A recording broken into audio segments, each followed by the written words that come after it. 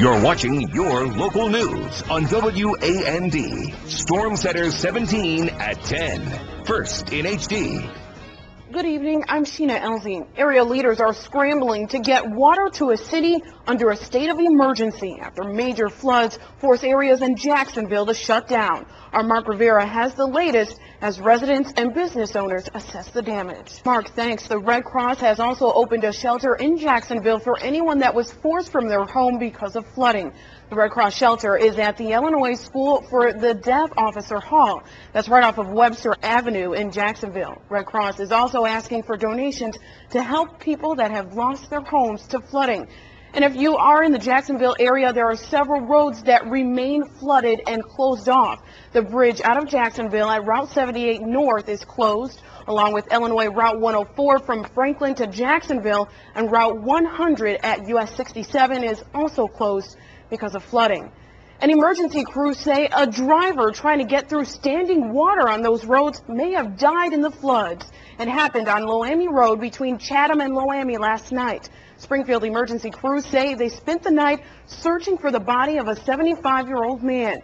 They say his car washed away in up to 15 feet of water. Crews say they'll be starting the search again in the morning. But all of this flooding has many wondering when we'll get a break from the heavy rains. Our Lee Davis is in the Weather Center right now. He's been following all of the action in the Weather Center. Lee, what can we expect in the days ahead? Lee, thanks. 9 people escape after a home goes up in flames in Champaign. It happened here at a home on West Springfield Avenue early this morning. The Champaign Fire Department says the family woke up to a fire alarm, but the parents, Richard and Lori Hill, were trapped inside. Their 6 kids got out safely and then used a ladder to rescue them. The family did lose their pets in that fire, but everyone is now safe and recovering. Firefighters are still investigating to find the cause of that fire.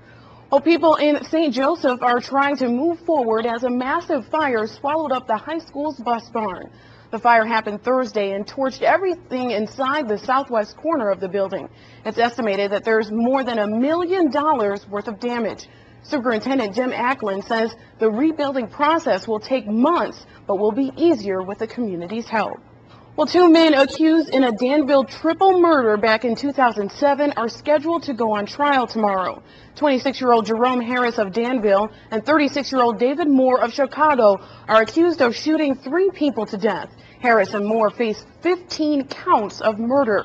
They're charged with the shooting that happened here on Main Street in Danville back in 2007. The victims, 21-year-old Tabarin McCullough and 19-year-old Madison Laverns and 30-year-old Rodney Pepper, were all killed in that shooting. The 2 accused have pleaded not guilty to the crime, but the jury trial is scheduled to start tomorrow morning. Well, jurors will head back to the courtroom tomorrow for more deliberations in the corruption trial against former Governor Rod Blagojevich. So far, jurors have been in deliberations for about a week. Last week, jurors asked the judge for help in how to assess 10 wire fraud charges. Most of them relate to allegations that the former governor tried to sell or trade President Obama's old Senate seat. It's still not clear whether jurors will convict or acquit Blagojevich. Well, a new investigation uncovered that wrongful convictions are costing taxpayers millions. The Better Government Association on Wrongful Convictions found the bulk of the cost was settlements and judgments paid to those exonerated.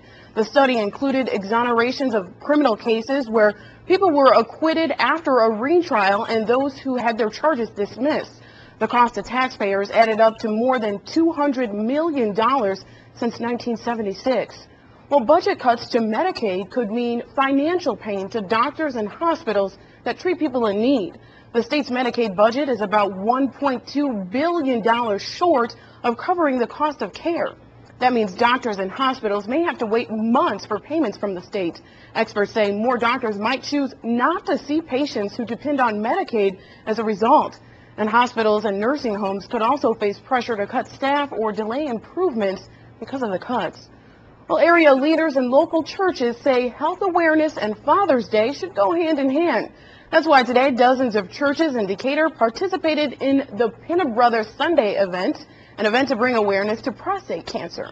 Churches took time out today to recognize cancer survivors and then had church members pin men sitting next to them with a prostate cancer awareness pin. Organizers say is to encourage men to get checked. And on this Father's Day, these dads decided to do something different. Why these fathers spent their days serving up food to mothers, that's still ahead. Welcome back. Well, some area dads served up their favorite dish to moms on this Father's Day. Volunteers and dads were catering to the women at the Greenwood Manor Apartments in Decatur today. There was everything from food, games, and giveaways to give mom a break from the kids. Organizers say the idea came about when they wanted to do something different to celebrate Father's Day. Nice day to spend Dad's Day. Decent day once we got the rain out of the way. Hey, thanks. Up next, our Scott England gets up close and personal with a big act at the Sangamon County Fair. How these country music performers stepped into Scott's spotlight in a special Central Illinois A to Z. Well, the Sangamon County Fair wrapped up in New Berlin over the weekend. The fair offered a great lineup of big-name country music performers, and one of those acts has a special place in the heart of our own Scott England. You'll see why as Scott travels Central Illinois from A to Z. Oh, those are some funny pictures. Thanks, Scott. Coming up next is sports. Stay with us. I'm still a White Sox fan. There you go. And they're on the way to the top. Not quite. Indians, first place. All right, we're getting there. We'll be right back. All right, that's it for us. Have a good night, everybody.